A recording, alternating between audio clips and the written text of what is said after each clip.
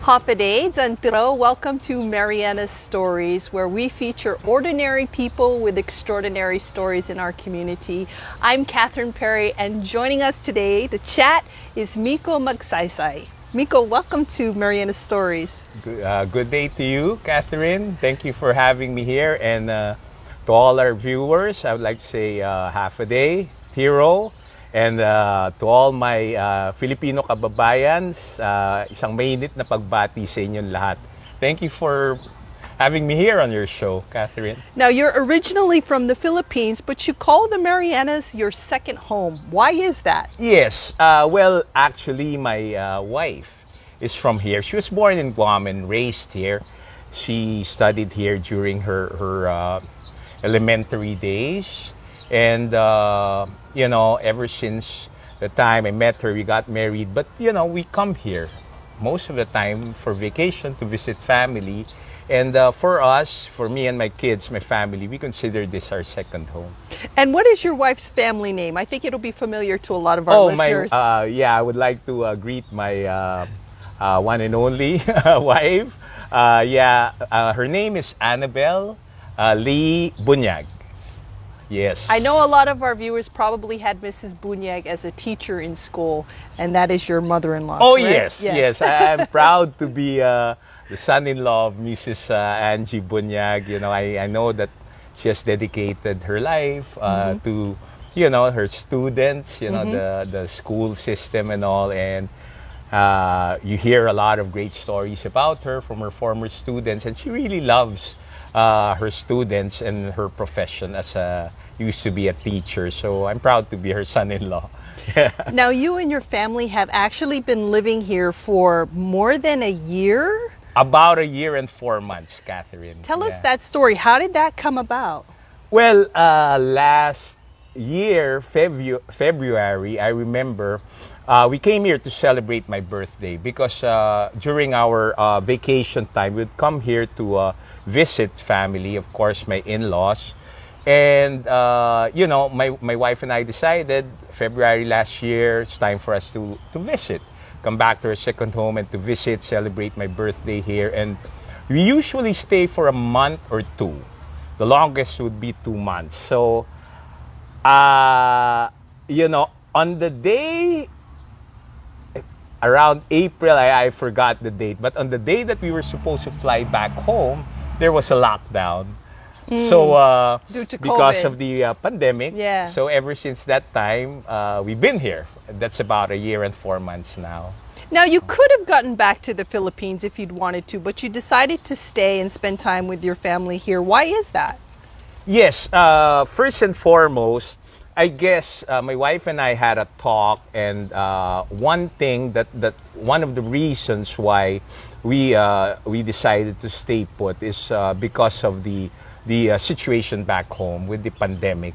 And we had a conversation, my wife and I had a conversation, and we realized that we're probably in one of the safest place in the world, and why I think it would be logical to go back during the time that things back home are, not really settling down. So, in the beginning of last year during the pandemic, we saw that. And, I'm just amazed and in awe of how your government was able to handle the crisis situation here. Of course, thanks to your Governor Torres, Lieutenant Governor Palacios, and the COVID-19 task force. I'm really, in awe of the way they handled the disaster response, the crisis situation. And yes, that's one of the primary reasons why we decided to stay. It's because of the crisis management that your government has shown here in Saipan, and we can see that from basically the very low rates of casualties and the very low rates of cases. I mean, they're all prepared, well prepared. The COVID-19 task force headed by Governor Torres was well prepared. And I saw that all the proper systems and infrastructures were in place. And aside from that, we enjoyed being here. I guess that's one of the. Who suggested this place that we meet with our feet in the sand here at the beach? Was that me that suggested?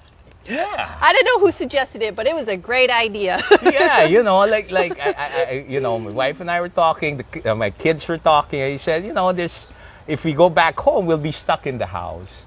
And here we get to enjoy like an extended vacation. You're in an island paradise, and you're probably going to one of, I've been to a lot of countries, Catherine, would travel for vacation, but I can say that you have one of the best beaches in the world. And Agreed. for me, this is paradise, and just imagine being here for a year. I won't even call it stuck or stranded because, we're fortunate to be here. And I guess it's a blessing in disguise that, and I thank God for that because if we went home before the lockdown, then we would just be stuck home. But here we got to enjoy the beauty of the island. People, they're very warm and accommodating and friendly. Get to spend more time with the family. And I guess with my family, we were able to catch up also. We were able to bond. We were able to enjoy nature. We were able to enjoy each other's company more. And we have learned a lot of wonderful things, and created a lot of good bonding memories with each other. I think that's one of the beautiful things about the Marianas is it's kind of low-key a lot of times, so it gives you time to focus on the things that are really important, which is our relationships with others. Yes, that's right. That's right. And one thing I like with the Marianas is, I guess, the people. That's number one. Everywhere you go, you go to the beach, people are barbecuing, even if you don't know them. They offer you a beer, they offer you food, and everywhere you go, you're helpful. Like everyone's helpful. Like, we love to go biking. We bike a lot, and there would be instances when you get a flat tire on the road, and somebody would just stop by and say, you need help and all of that. All of these things, and I guess also one of the contributing factors to the success on how you're able to handle the pandemic quite well is that people here, I see people are disciplined. They follow the law. They're very cooperative with the government as well, and they have common sense. That's more important.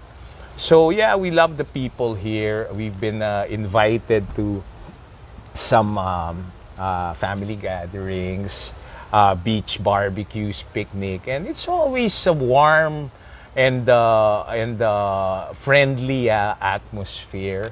Mm-hmm. They treat you as family, not like a guest or an outsider. So that's one of the things I really like about the island.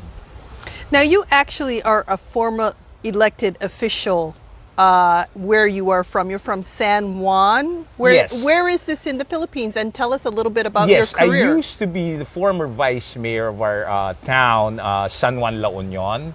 San Juan La Union. La It's Union. up north.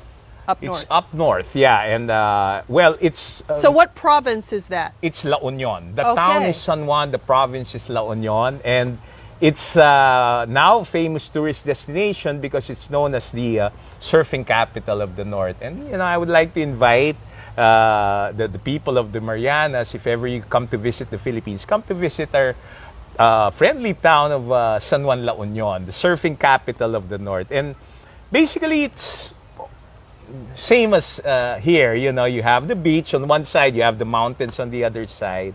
So yeah, that's why we call this our second home, because like with me, I've been living probably most of my life by the beach. So I like it here because I don't feel homesick. Yeah. Do you see any parallels between San Juan and the Marianas when it comes to tourism? Oh yes, a lot, because with Saipan, I can see Saipan as a premier tourist destination, I can say. And the government, the people, the business establishments are doing a great job in promoting the island and keeping the island tourist friendly. I can see that all the tourist infrastructures, the system, and everything is available for it to be a very conducive tourism destination. Same back home in our place, it's more of a tourist destination as well. The people have similarities, very warm, very friendly, very accommodating, and well, I can say food also. A lot of similarities with the food.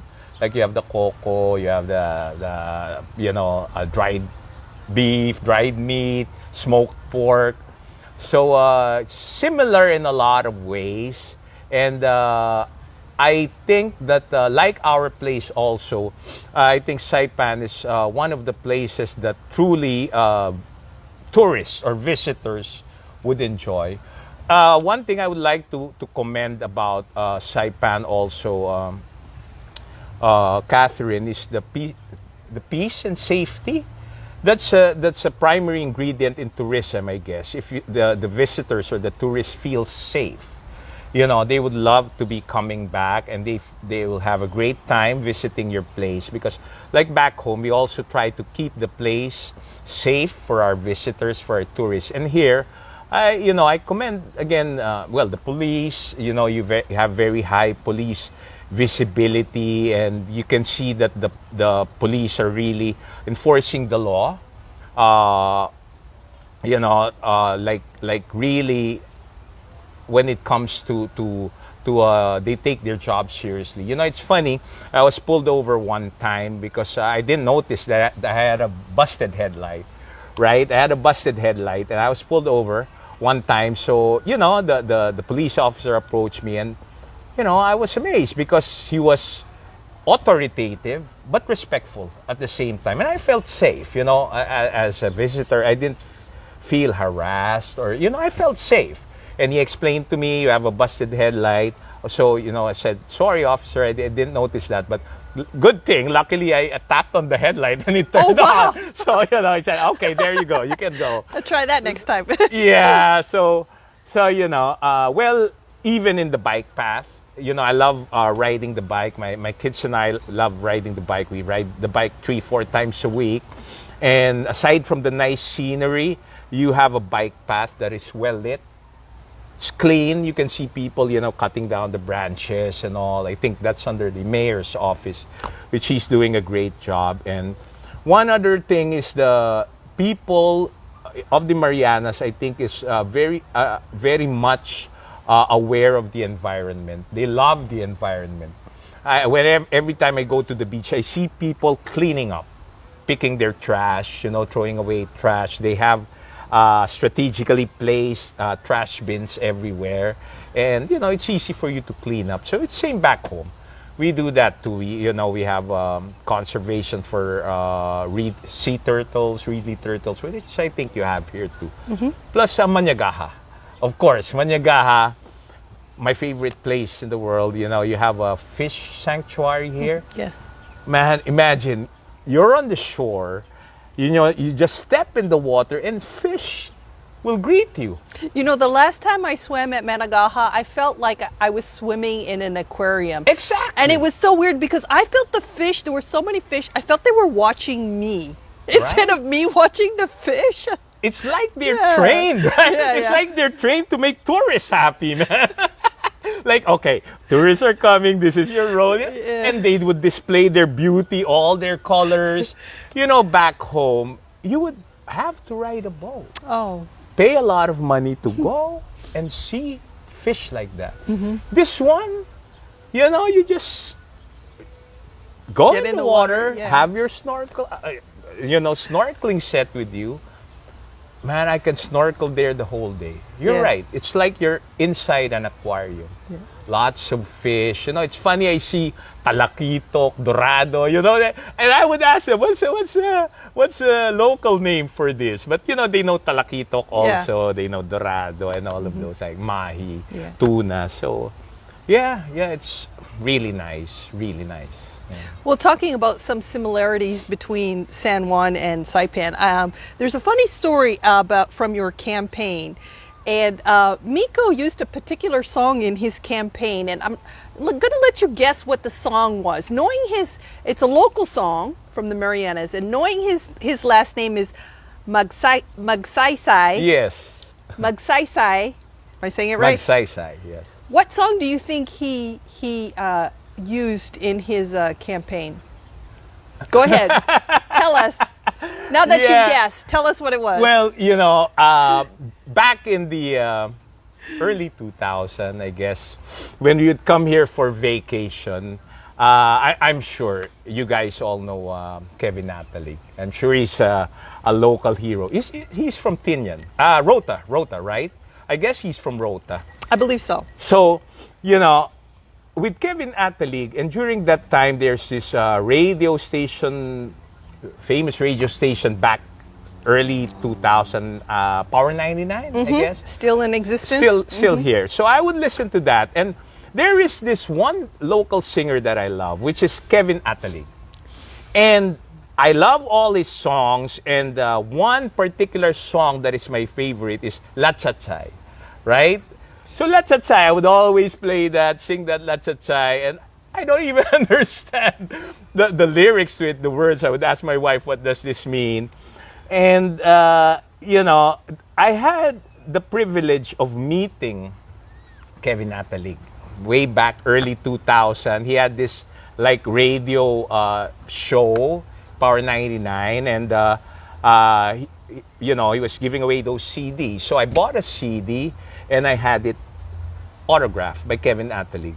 So every time when I would go back home, in my car, I would play the La Chachay, because it's similar to our, in our place when you go to the villages during the campaign. It's cha-cha, festive mood, cha-cha. So my wife said, you keep on listening to that song, why don't you make it your jingle? And I said, oh, great idea. So I told my staff, can you make it? And they said, sir, it's a good thing that your last name is Magsaysay. So we just changed the La Chachay to Magsaysay. So they go, Magsaysay, Magsaysay. Did you win that election? Yes, I did. Yeah. And then up to now, I am still using it. Actually, it's stuck to me already. And it's nice because when I would go to my campaign sorties, I would go to the villages, to the barangays, and visit them. I'd play the song and everybody would be dancing, everybody would be in a festive mood, and well, I guess Kevin Atalig helped me a lot also in some way. Well, that's not the only parallel that you've seen between the Marianas and from where you're in the Philippines. You were sharing an experience you had when you went to Tinian and met with Deborah Fleming and was learning about the legend of Taga. Can you tell us about that? Yes. Well, we went to Tinian. It's one of the greatest, I can say, greatest adventures that we had. We went to Tinian. We rowed a boat 3 hours, saw dolphins along the way, flying fish and all that. And when we were there, we were fortunate enough to be hosted by a very lovely, very nice lady, Auntie Deb Fleming. She's from Tinian, and we attended our very first Pika Festival, Festival. Tinian Hot Pepper Festival. So it's a Pika Festival, and we pitched our tents there in Jones Beach. I think that was Jones Beach. So we pitched our tents in Jones Beach. We spent 2 nights there with family and friends. And we had barbecue. We went there to the Taga Beach, where you're gonna jump, that ledge and everything. Was a wonderful experience. And my kids were telling me every time, Dad, let's go back to Tinian and all. So one night, during a bonfire, I had a chat with Auntie Deb, and I believe that he's a local historian, or she loves history. Yes. So like myself, I study history a lot, and I like going to every time I go to places, I study their culture, I study their history. So I asked Auntie Deb about the history of Tinian and all, and she was, to my amazement, she was talking about Tagaman, House of Taga. The ancient Chamorro chief Taga. Yes, she was telling me the story. And I told her, you know, Auntie Deb, when I was in my elementary, when I was younger, in my elementary days, we had this story of a group of navigators, you know, sea people from where I'm from, you know, up north, Ilocanos. Ilocanos, you have a lot of dialect back in the Philippines. So Right. up north, we're Ilocanos from the Ilocos region.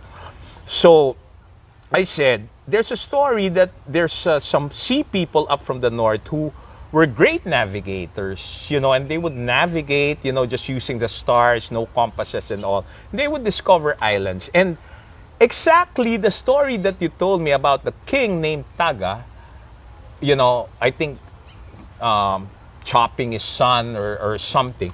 It's the same mythology that we had in school. But only for me to find out, I was asking her, Taga, what does Taga mean?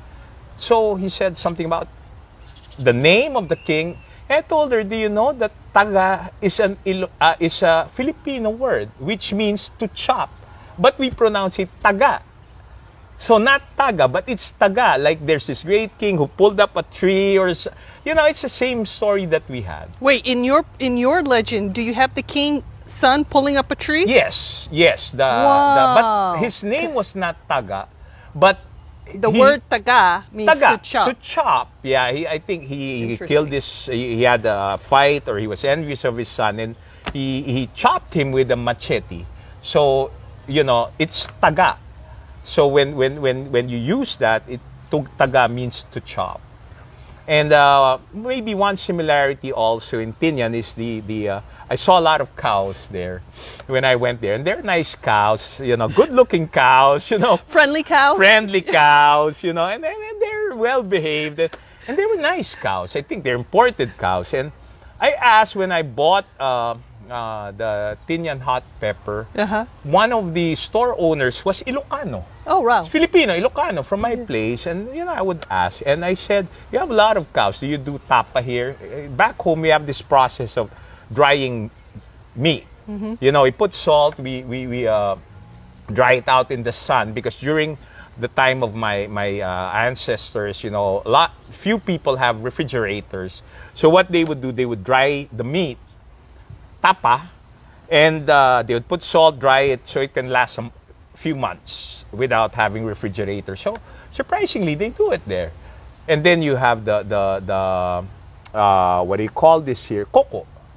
Coco, and it's like for us. Gold, Yes, mango, we call or it cucumber. inartem in Ilocano, or buro in Tagalog. We put vinegar, salt, you know, we preserve it, especially mangoes, papaya. So basically, it's the same. And, you know, back home, Catherine, it's nice because we're also in the tourism business. We have a hostel, we have a restaurant, and we are the very first restaurant, I could say, in the whole Philippines that served chamorro food. Now, how is that? Well, because my wife, of course, is from here. Okay. So we have a bar. We have a bar and restaurant named Surf Shack. Okay. This is Surf Club. So the back there is Surf Shack. It's one of the pioneers in our place before it became a tourist destination. So we would serve chamorro food, like chamorro barbecue. You have the red rice. You have the coco. You have finadeni. We have chicken kelaguen, and all these other Filipino, chamorro delicacies, plus the empanada. Back our place up north, one province after ours, which is Ilocos Sur, is famous for their vegan empanada. So here you have your empanada also. I always eat empanada every day. At Terry's Snack Bar, Auntie Terry, you know, Bolly's. Yeah. So I always eat there. I always get my empanada. I love empanada. So basically, it's the same. A lot of similar A lot food. of similarities. Well, it's really been interesting hearing from you, you know, how you feel being here in your second home in the Marianas, and the similarities between where you're originally from. What's next on the horizon for you and your family now that you've been living here over a year? Well, we're thankful. Actually, we were able to get our second dose of the vaccine already. I'm just waiting for my youngest daughter. She's 15, so she just got her first dose. So we're planning on, well, it's family is a bit sad because maybe in June or July we're planning to go back home. Of course we've been away for so long, but we're planning to come back here again and enjoy more time. Of course, we're gonna miss a lot. We're gonna miss a lot of things, the experiences that we had here, especially as a family, especially that we were able to catch up with lost time with my kids. Between me and my wife, we got a lot of quality time together. My wife is asking me, would you like to stay here? I said, okay, we'll talk about. I would love to stay here. Get myself a boat and just be in the beach every day, fish. Who wouldn't want to stay here? Yeah, right? It's only logical that you would have a boat here if you live here, right? So you get to enjoy fishing and all. But why not? If given a chance, if not for work, I would love to stay here. My kids love the place, and we haven't gone home yet. But my daughter was telling me that, can we come back here next summer? I'll bring my friends and all that. So basically, for those who are watching, what we usually do is spend a lot of time, especially in the beach. I mean, where can you see, like me and my wife, we would go in the beach after lunch up to the late afternoon. You go to Pau Pau Beach. Where can you see on the weekday? Where can you see a place that you have the beach all to yourselves? It's like your own private beach. Then we get to bike from our place up to Peace Park, American Memorial Peace Park. You have a very nice bike path there, well lit, clean, safe, and then the fishing, you go fishing. Everything, I mean, I can say that Saipan or the Marianas can be a premier, if not, I'm sure it is already a premier tourist destination because all the systems are in place. All the tourism structures are in place.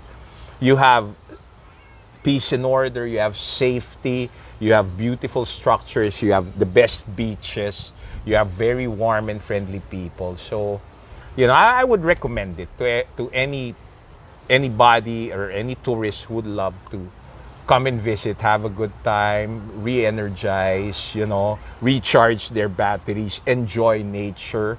You have a lot of wonderful places to go hiking, or these scenic scenes, the sceneries when you go up to Grotto, Bonsai Cliff, Suicide Cliff. It's really nice. Yeah, I would highly recommend it. Yeah. Well, thank you. And thank you for sharing today your story. Any final thoughts before we go?